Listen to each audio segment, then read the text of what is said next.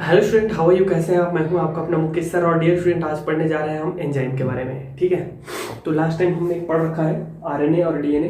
अगर नहीं जानते इसके बारे में तो जा करके देखिए।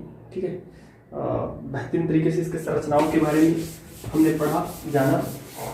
अब देखते हैं एंजाइम क्या होता है। तो एंजाइम जो होता है डियर स्टूडेंट, वो एक जैव उत्प्रेरक होता है। जैविक उत्प्रेरक बोलिए या जैव उत्प्रेरक बोलिए। ठीक है, जो जैव रासायनिक अभिक्रियाओं को उत्प्रेरित करता है। ऐसे रासायनिक अभिक्रिया जो जैविक हो, जैसे कि मनुष्य के अंदर की अभिक्रियाएं हो या जीवों के द्वारा संपन्न होने वाली जो जैविक रासायनिक क्रियाएं होती है, ठीक है, उन्हें जो है क्या करता है, उत्प्रेरित करता है। तो सीधे सीधे हम बोले तो ये जो है क्या होते हैं, उत्प्रेरक होते हैं। लेकिन सामान्य उत्प्रेरक से ये बहुत भिन्न होते हैं, क्योंकि ये केवल जैविक, जिसमें जीवों का जो क्रियाएं होती है, जीवों के द्वारा क्रियाएं होती है, जीवों में क्रियाएं होती है, उसमें भाग लेते हैं। कौन? ये उत्प्रेरक। ठीक है, मोस्टली सभी जो एंजाइम्स होते हैं उत्प्रेरक ही समझिएगा आप, है ना, एंजाइम। तो ये सभी जितने भी एंजाइम होते हैं वो सभी लगभग प्रोटीन से बने होते हैं। किसी से? प्रोटीन से। और मोस्टली ग्लोब्यूलर दानेदार प्रोटीन, जिसको मैं प्रोटीन वाले, ठीक है, प्रीवियस क्लास में पढ़ाया हूं प्रोटीन में। और डियर स्टूडेंट, इनका जो नामकरण किया जाता है, ध्यान रखिएगा, नामकरण, ठीक है, तो वो उस रासायनिक अभिक्रिया के नाम पर या अभिकारक अणु के नाम पर रखा जाता है। जैसे कि माल्टोज हमने निकाला है ना, माल्टोज हमने पढ़ा सेकेराइड में, सबको पता है, C12H22O11। तो माल्टोज को जल अपघटन करने पर इसमें जो एंजाइम प्रयुक्त किया जाता है उसको हम लोग क्या बोलते हैं, माल्टेज कहते हैं। क्या बोलते हैं? माल्टेज एंजाइम कहते हैं, माल्टेज। और ये फिर C6H12O6, ठीक है, C6H12O6 ग्लूकोज के दो अणुओं में टूट जाता है। तो इस एंजाइम को हम लोग क्या बोलते हैं, माल्टेज कहते हैं। ओके, तो बहुत जगह इन्वर्टेज है, माल्टेज है, डायस्टेज है, बहुत सारे एंजाइम्स हैं। अभी हम देखेंगे हमारे अंदर भी एंजाइम्स होते हैं। ठीक है, तो उसके लक्षण देखते हैं। लक्षण आता है मेरे भाई, एंजाइम के लक्षण बहुत बार पूछे जा चुके हैं। देखिएगा एंजाइम के लक्षण क्या होते हैं। लक्षण तो डियर स्टूडेंट, पहला है अति विशिष्ट प्रकृति। अति विशिष्ट प्रकृति, ये अति विशिष्ट प्रकृति क्या होता है कि कोई भी एंजाइम किसी भी जैव रासायनिक अभिक्रिया को संपन्न नहीं करता। प्रत्येक जैव रासायनिक अभिक्रिया का एक विशेष एंजाइम होता है जो उसको संपन्न कराता है। इस कारण हम इसकी अति विशिष्ट प्रकृति कहते हैं। जैसे कि अभी हम पढ़ेंगे जस्ट इसके आगे, ताला चाबी मॉडल। एक ताले का एक विशेष चाबी होता है, ठीक है, कोई भी ताला किसी भी चाबी से नहीं खुलता। ठीक है, इसे विशिष्टता कहते हैं, स्पेशलिटी। वैसे ही हमारा क्या होता है, एंजाइम का स्पेशलिटी ये होता है कि एक विशेष जैव रासायनिक अभिक्रिया एक विशेष एंजाइम के द्वारा संपन्न कराया जाता है। जैसे कि माल्टोज का जल अपघटन केवल माल्टेज ही करता है। ठीक है, वहां पर इन्वर्टेज या डायस्टेज को लाओगे तो वो नहीं संपन्न होता। ठीक है, तो इसको बोलते हैं अति विशिष्ट प्रकृति। समझ में आ गया? नेक्स्ट है डियर स्टूडेंट, आप लोग को पूरा थ्योरी लिखना है ना। नेक्स्ट है आपका क्या भाई, इसका अल्प मात्रा। क्या होता है? अल्प मात्रा। किसी भी जैव रासायनिक अभिक्रिया को संपन्न कराने के लिए बहुत ज्यादा एंजाइम की आवश्यकता नहीं होती। बहुत अल्प मात्रा ही बहुत बड़े जैव रासायनिक अभिक्रियाओं को संपन्न कराने के लिए पर्याप्त होता है। ठीक है, तो ये होता है अल्प मात्रा। तीसरा होता है डियर स्टूडेंट अनुकूल परिस्थिति। अनुकूल परिस्थिति, तो अनुकूल परिस्थिति क्या होती है भाई? अनुकूल परिस्थिति का मतलब होता है ये जैव रासायनिक अभिक्रिया है, जैव रासायनिक अभिक्रिया। ठीक है, तो किसी भी टेम्परेचर पर या किसी भी पीएच मान पर यह काम नहीं करता है। इसके लिए एक विशिष्ट टेम्परेचर और विशिष्ट जो है ताप की आवश्यकता होती है। पीएच मान जो होना चाहिए वो हमारा होना चाहिए लगभग 6 to 8 पीएच मान पर ये अच्छे से कार्य करते हैं। और हमारा जो टेम्परेचर होता है वो होना चाहिए 37 डिग्री सेल्सियस। इस पर जो है एंजाइम्स अच्छे से कार्य करते हैं। ठीक है, एंजाइम्स एक प्रकार के सूक्ष्म जीव भी होते हैं ध्यान रखिएगा, सूक्ष्म जीव, दूध का दही में परिवर्तित होना, ठीक है। एल्कोहल का निर्माण, हमने देखा था एल्कोहल के निर्माण में इन्वर्टेज, ठीक है, एंजाइम्स, ठीक है। तो ये अगर ज़्यादा टेम्परेचर हुआ तो नष्ट हो जाते हैं, ठीक है, ये नष्ट हो जाते हैं। इसलिए आपका टेम्परेचर और पीएच मान क्या होना चाहिए, एक संतुलित होना चाहिए। इस चौथा डियर स्टूडेंट आपका अत्यधिक क्रियाशील, अत्यधिक क्रियाशील। ऐसा माना जाता है कि एक जैव रासायनिक अभिक्रिया एक एंजाइम विहीन जैव रासायनिक अभिक्रिया की तुलना में एक एंजाइम युक्त जैव रासायनिक अभिक्रिया उससे लाख गुना अधिक तीव्र गति से संपन्न होता है। 1 लाख गुना अधिक तीव्र गति से संपन्न हो सकता है या होता है। और डेफिनेटली एंजाइम होता है तो क्रियाशीलता को बढ़ाता ही बढ़ाता है। तो इस चीज को हम लोग बोलते हैं क्या चीज, अधिक क्रियाशीलता। तो ये रहे आपके एंजाइम्स के कुछ प्रमुख लक्षण, ठीक है डियर स्टूडेंट, आप याद रख लीजिएगा। एक आपको और अगर आपको कुछ याद आ रहा होगा या ध्यान में होगा तो डेफिनेटली उसको आप लोग शो कर दीजिएगा 5वें नंबर पे, ओके। एंजाइम के कार्य, तो मनुष्य के शरीर में मोस्टली एंजाइम का प्रमुख कार्य होता है यह भोजन को पचाने में, जैसे कि कार्बोहाइड्रेट, प्रोटीन, लिपिड, न्यूक्लिक अम्ल जो हम लोग ग्रहण करते हैं उसको ये पचाने में क्या करता है, मदद करता है, सहायता करता है और पचाता है। जिस प्रकार ये स्टूडेंट हम लोग कार्बोहाइड्रेट लेते हैं तो कार्बोहाइड्रेट को मुंह में लार के माध्यम से एंजाइम पाया जाता है लार में, ठीक है। तो वहां से लेकर के आपके आंत और अग्नाशय तक, ठीक है, क्या करता है एंजाइम जो है, माल्टेज नामक एंजाइम उसको क्या करता है, पचाता है। याद रखिएगा एग्जाम्पल के रूप में, ठीक है। प्रोटीन, तो प्रोटीन को अग्नाशय और उदर में हमारा जो है पेप्सिन नामक एंजाइम है वह जो है उसको पचाता है, ठीक है। कैसे कार्य करता है अभी देखते हैं, ठीक है। तो इसका कार्य होगा, ये थोड़ा सा वर्ड में लिख लीजिएगा। कार्य देखते हैं इसका कार्य, तो ताला चाबी मॉडल, यहाँ से ताला होता है, ताला चाबी मॉडल। क्या है ताला चाबी मॉडल, देखिएगा। तो ताला चाबी मॉडल क्या है डियर स्टूडेंट, पहले मैं बता चुका हूँ। जिस प्रकार एक प्रत्येक ताला एक विशेष चाबी से खुलता है और बंद होता है, अर्थात प्रत्येक ताले का एक विशेष चाबी होती है, उसी प्रकार प्रत्येक जैव रासायनिक अभिक्रिया के लिए एक विशिष्ट एंजाइम प्रयुक्त किया जाता है। कोई भी एंजाइम किसी भी जैव रासायनिक अभिक्रिया को संपन्न नहीं करा सकता, इसी को हम लोग इसकी ताला चाबी मॉडल कहते हैं। अब ये कार्य कैसे करता है, तो 3 स्टेप में कार्य करता है, देखिएगा 3 पद में। पहला पद में क्या होता है डियर, पहला पद देखिएगा कैसे होता है, मैं अच्छे से आपको समझाता हूँ।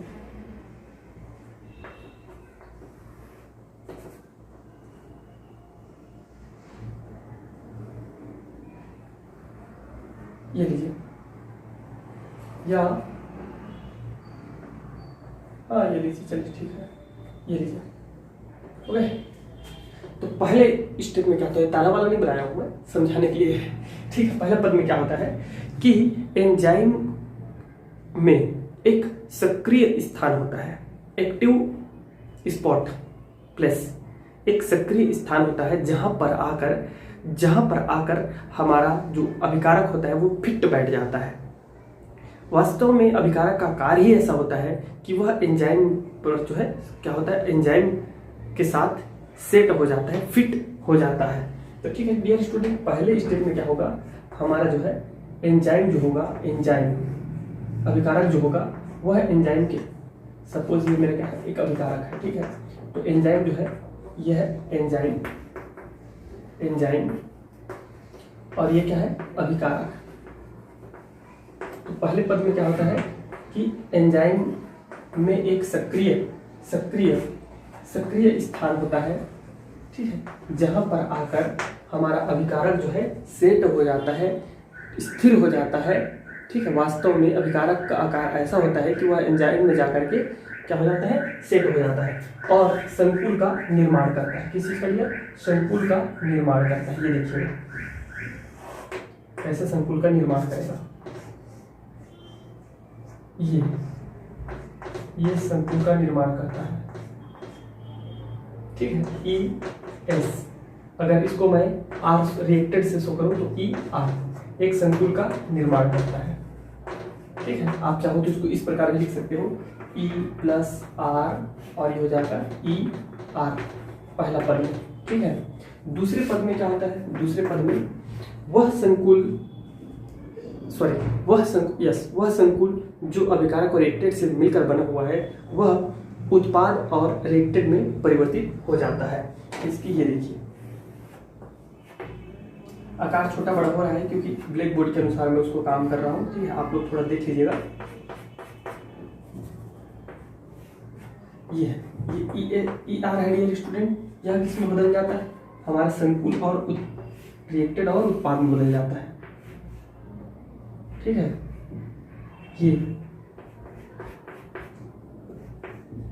ये देखिए ये किस में बदल गया, ईपी में बदल जाता है। किसमें, ईपी में बदल जाता है। इसको ऐसे लिख सकते हो आप लोग, क्या चीज, ई आर और ये बदल जाएगा ई पी में दूसरे पद में। ठीक है, बदल गया ईपी में देखिए थोड़ा सा अंतर दिख रहा होगा आप लोग। ठीक है, ईपी में बदल जाता है। तीसरे स्टेप में क्या होता है, तीसरे पद में वह संकुल दो भागों में विभक्त हो जाता है जिसमें एंजाइम अलग और हमारा जो उत्पाद है वह पृथक हो जाता है। ठीक है, तो ये हो जाएगा कैसे, ये है हमारा, इस प्रकार से हमको मिल चुका है। ठीक है, उत्पाद संकुल। ठीक है, ये क्या है, अभिकारक संकुल है, अभिकारक संकुल, इसको तालाचार्य मॉडल कहते हैं, याद रखिएगा। यह है उत्पाद संकुल। तो अब उत्पाद संकुल क्या होगा, उत्पाद संकुल जो होता है वह टूट जाता है। कैसे टूट जाता है, ऐसे,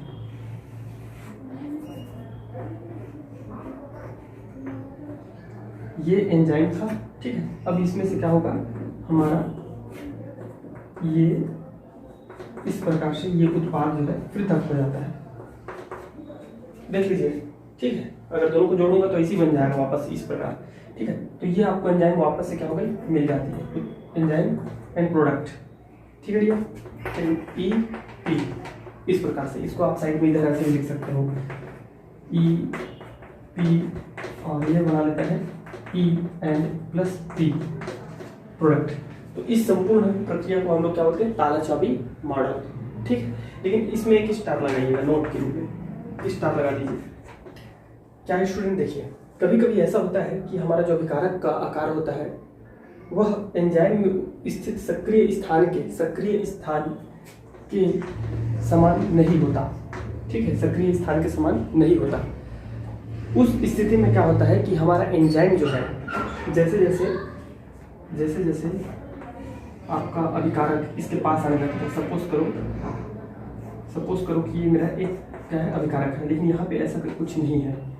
सपोज करते हैं यहाँ ऐसा है। ठीक है, इस प्रकार। तो ये क्या करता है, ये स्टूडेंट जैसे जैसे पास आते जाता है ये इसकी आकृति ग्रहण करने लगता है, इसकी आकृति ग्रहण करने लगता है। ठीक है, अपने आप को उसके अनुरूप ढाल लेता है।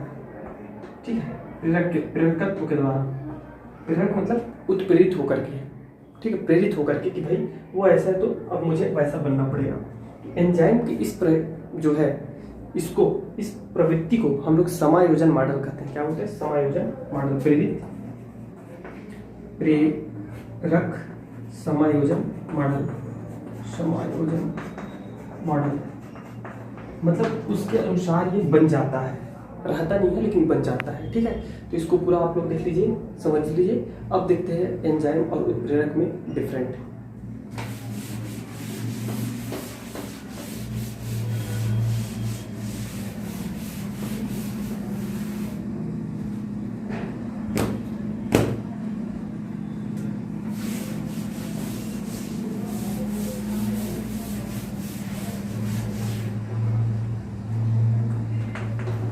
एंजाइम, उत्प्रेरक,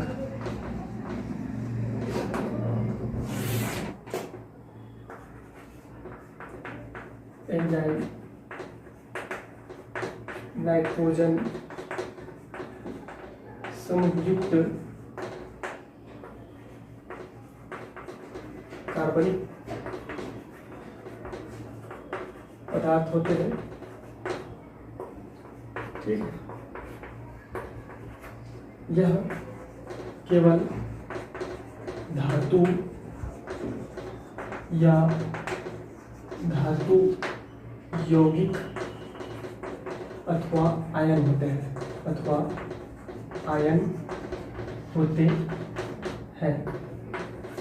दूसरा नंबर है मेरे स्टूडेंट, इनका अणुभार उच्च होता है, इनका अणुभार उच्च होता है, उच्च होता है।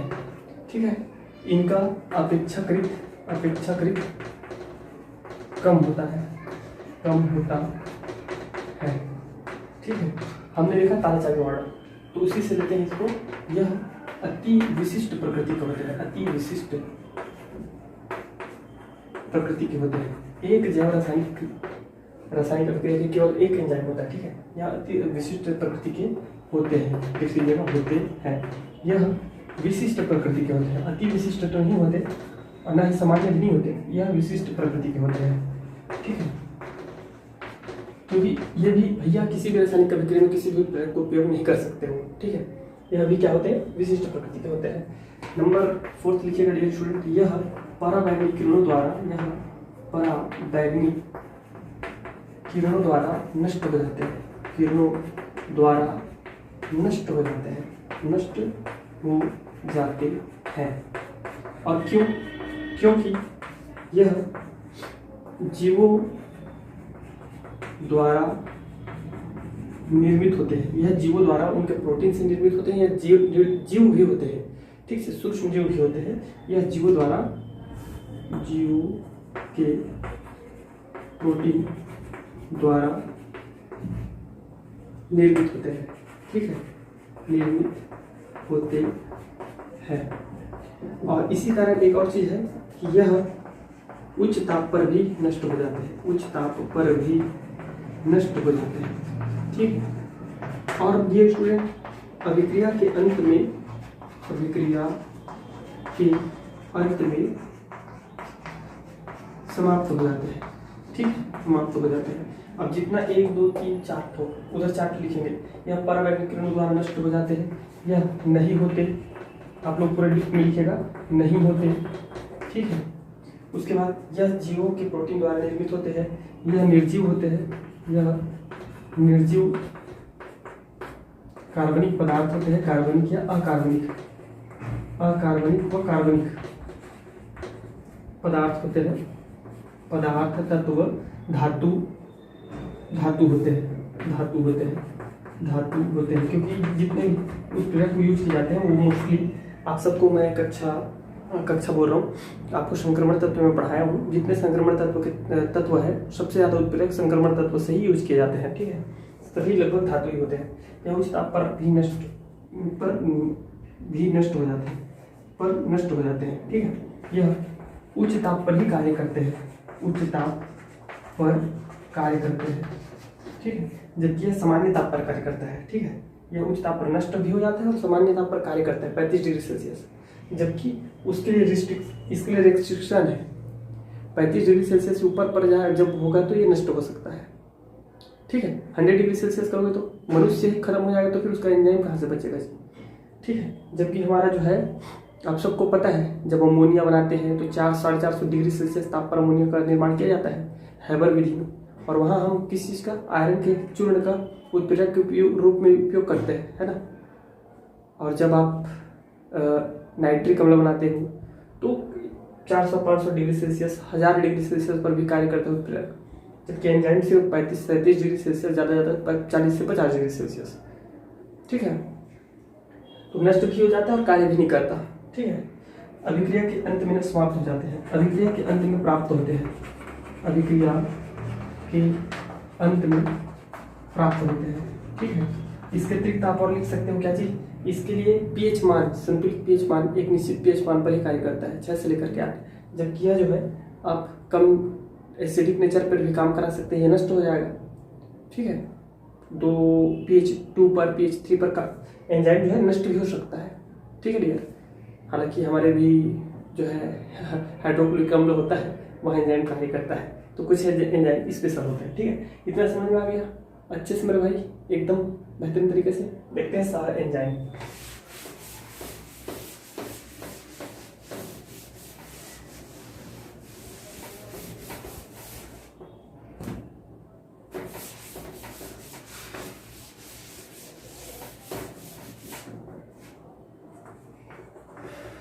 सह एंजाइम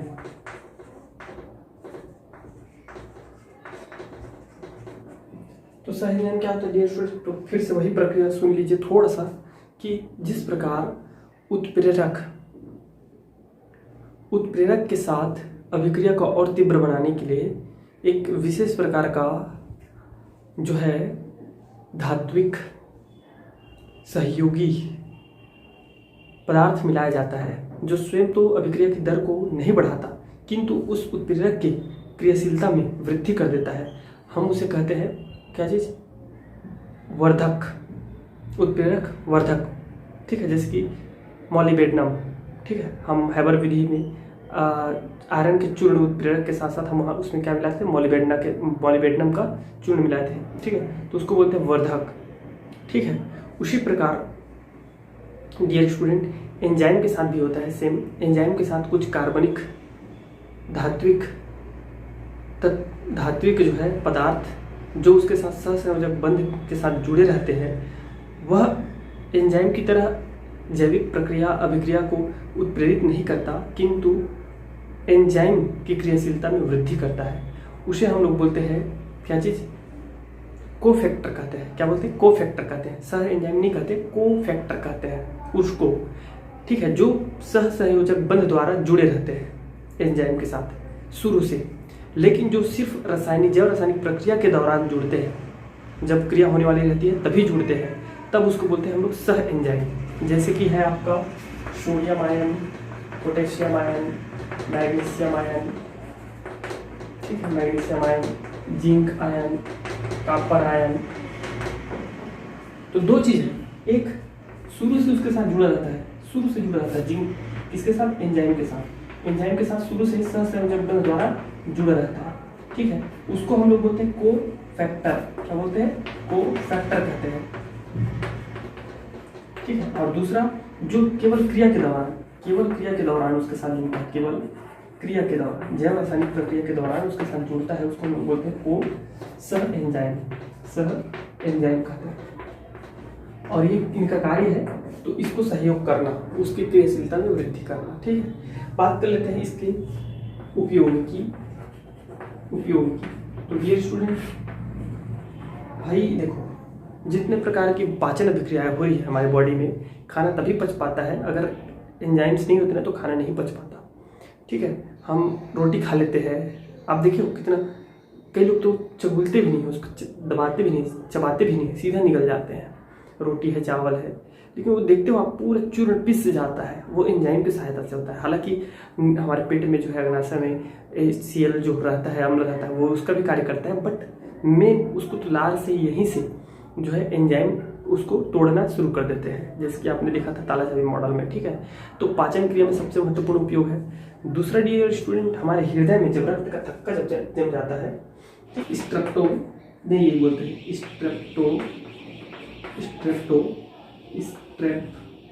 स्ट्रेप्टोकाइनेज नामक रोग, स्ट्रेप्टोकाइनेज नामक रोग, ये जो है रक्त का थक्का जमना, हृदय में रक्त का थक्का जमना, सॉरी गलत बोल रहा हूँ मैं, जब हृदय में रक्त का थक्का जम जाता है तो स्ट्रेप्टोकाइनेज नामक एंजाइम ठीक है, एंजाइम दिया जाता है जो इस रक्त के थक्के को, रक्त को जो है क्या कर देता है, पिघला देता है, अलग कर देता है, उसमें उपयोग होता है। जब हमारे शरीर में कुछ किसी चीज़ की बीमारी हो जाती है तो एंजाइम की कमी के कारण भी हमें बीमारी हो जाती है, रोग हो जाता है, तब एंजाइम को दिया जाता है, बाहर से भी एंजाइम दिया जाता है। That's clear. और स्टूडेंट, एल्कोहल के निर्माण में सबको पता है इन्वर्टेज नामक एंजाइम का उपयोग किया जाता है मेरे भाई ठीक है, एल्कोहल के निर्माण में। ठीक है, सीरा में क्या होता है, सुक्रोज को फिर कन्वर्ट किया जाता है ग्लूकोज में, ग्लूकोज को फिर एल्कोहल में कन्वर्ट किया जाता है। देखना चाहेंगे? चलिए देख लेते हैं। C11H22O11 ठीक है, इसको इन्वर्टेज नामक जो है एंजाइम जो है क्या करेगा, इसको C6 H12 को O6 में कन्वर्ट कर देता है, ठीक है। अब अगेन C6 से H12 O6 को जो है एथिल को CH2 C2H5OH, ठीक है, प्लस जो है डियर स्टूडेंट जल में कन्वर्ट कर देता है एंजाइम हमारा। तो ये कैसे संभव होगा? 2 यहाँ है, 2 3 6 है, 3 5 15 16 18 12 18, ठीक है। 3